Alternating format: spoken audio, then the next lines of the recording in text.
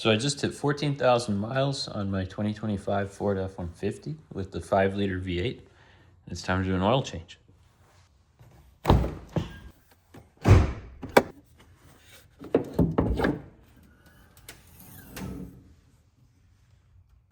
So here's the 5-liter V8 that they put in these. We got the dipstick on the driver's side over there. Got the oil fill cap on the passenger side there. And down there below, you can just see the white can. That's our oil filter. So before we go ahead and start here, we're gonna pull the dipstick. We're just gonna leave it hanging like that. That way we know that there's no oil in the engine. We're also gonna go ahead and open the oil cap here and just kind of leave it like that so we get some air that can vent in as we drain the oil. So in terms of tools and materials for this job, you don't need a whole lot. You need a 15mm socket to remove the drain plug. I like to use these channel locks to remove the oil filter. You could use your oil filter removal tool of choice, but I found that this gives you the best access. And you need about 8 quarts of 5W30. I think the spec is 7.5 quarts on this particular engine, and it usually takes right around there. So I just get 2 5-gallon jugs and use the excess for next time. We also need an oil filter here. This is the FL500S from Motorcraft. This is the recommended oil filter for this engine. Also not a bad idea to have some rubber gloves. Of course, you also need a drain pan so you can dispose of the oil properly. And optional is a creeper. I find this really handy so you can just get in and out from under the vehicle much easier. So I've got a flashlight here and we're looking under the vehicle towards the front. So this is actually the transmission pan up here, this plastic pan. We got the front drive shaft going to the front differential. And then right here, we got this metal pan. That's our engine oil pan. Sorry, we had a motorcycle in the background. So this metal pan here is our engine oil pan right in front of the sway bar. And if you come under there, you can see that's our drain plug. So we're gonna go ahead and open that up and drain all the oil. All right, so let's get a tool on here. Shouldn't be too tight. It's a pretty long drain plug. The O-ring is integrated. Sometimes it gets stuck to the pan, so all right, it's just about ready to come off now. And there we are. So this is what I meant when the O-ring can sometimes separate from the drain plug. It's really not a big deal. As long as the O-ring's in good condition, you can just kind of push it back onto the head of the bolt and it should be fine. I don't see any tears or rips in the rubber. The camera's not really focusing. But I think it's fine to reuse as long as you have some lubrication on it like it does right now. It should be fine. So while we wait for the oil to finish draining, we can check the other fluids and maintenance items under the hood, like the coolant, so we can see coolant bottle's full. Don't have to worry about that.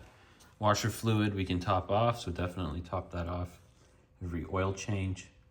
You want to just look around for any leaks or anything that looks out of place. You can see the belt looks fine, looks like it's where it needs to be, on the right track. We have a secondary belt there too, and that looks to be in good shape, as we would expect for 2025 model year.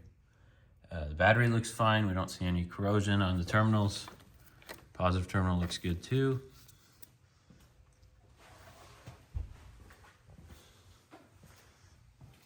Brake fluid is full. The fluid looks nice and clear in the bottle, right at the max. Nothing to worry about there. You can check the air filter. The air filter is really easy to check on these. Just pop 2 clips.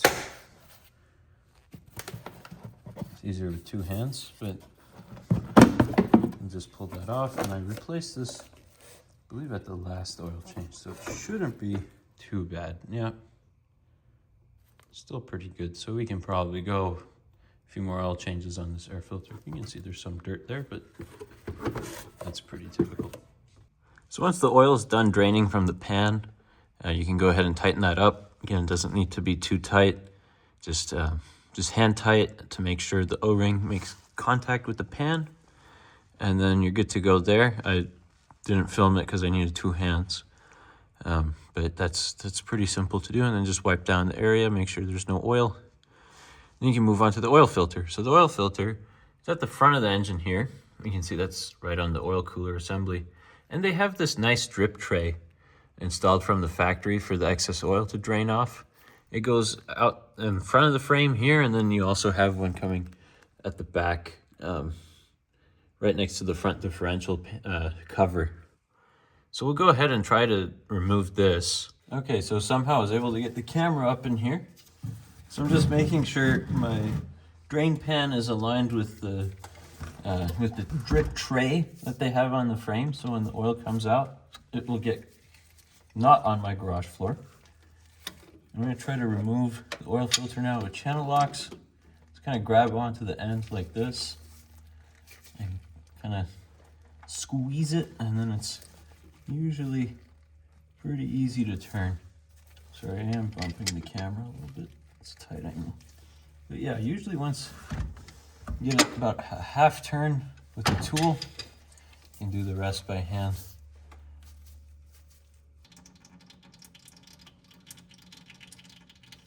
And yeah, it looks like basically all the oil's coming out from the back side of the drip tray.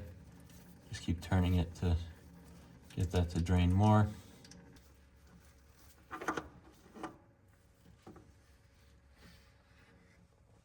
And there you go, there's your oil filter.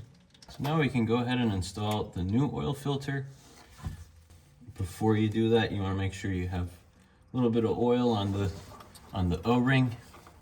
And it's basically just the reverse of removal. Just kind of offer it up to the oil filter adapter and start loosely threading it by hand. At some point it'll catch, and then you can just very easily spin it on.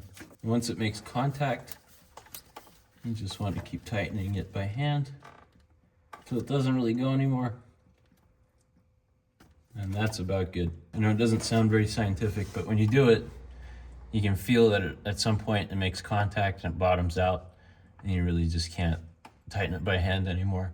And that's really where you need to be. You don't want to tighten this type of oil filter with a tool. Now, the last thing you need to do is clean the area here. So I'm gonna wipe down the oil filter because I got some oil on there, and I'm just tightening it. I'm gonna wipe down the drip tray because we got some oil in there as well. I'm also going to use some parts cleaner to spray it down. If you don't have this, it's not really a big deal, but it is a nice thing to use.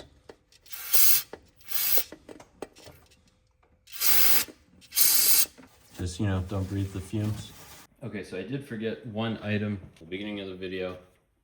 You do need a funnel to fill this engine. The opening for the valve cover is just so small. There's no way you can pour anything in there, and it's at such an odd angle. You're just gonna spill everything. Let's definitely get some sort of funnel. I've just got this universal one here that I use on my Jeep, and it works fine for this too. So we're just gonna try and put that there. Definitely fill with 2 hands, so put 1 hand on the funnel as you pour. So again, this takes 7.5 quarts. So I'm gonna put in 5 quarts right now.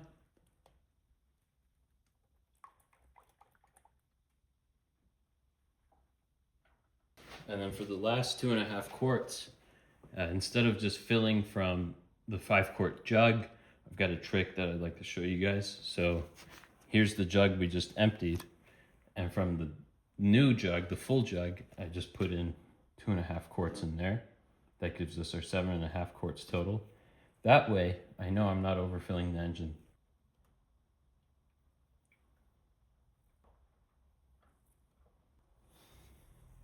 All right, so the engine's full of oil. I'm gonna go ahead and remove the funnel, replace the oil cap on the valve cover, and also replace the dipstick. So before we start the engine, we want to do a few things. I have an XL trim, so I still have the regular key that I have to turn. But if you have push button start, basically you want to turn the vehicle on, engine off. So what we want to do here is we want to go to the status and information menu, go to engine information. That's our oil life. It's at 68% here. So I'm going to hold OK to reset the oil life. It's back to 100%. So the next thing I want to do is prime the engine with the new oil. So I'm going to put my foot all the way down on the accelerator and start the engine. The engine's not going to start, but it's just going to crank over to build oil pressure. And after a few seconds, we can turn it off.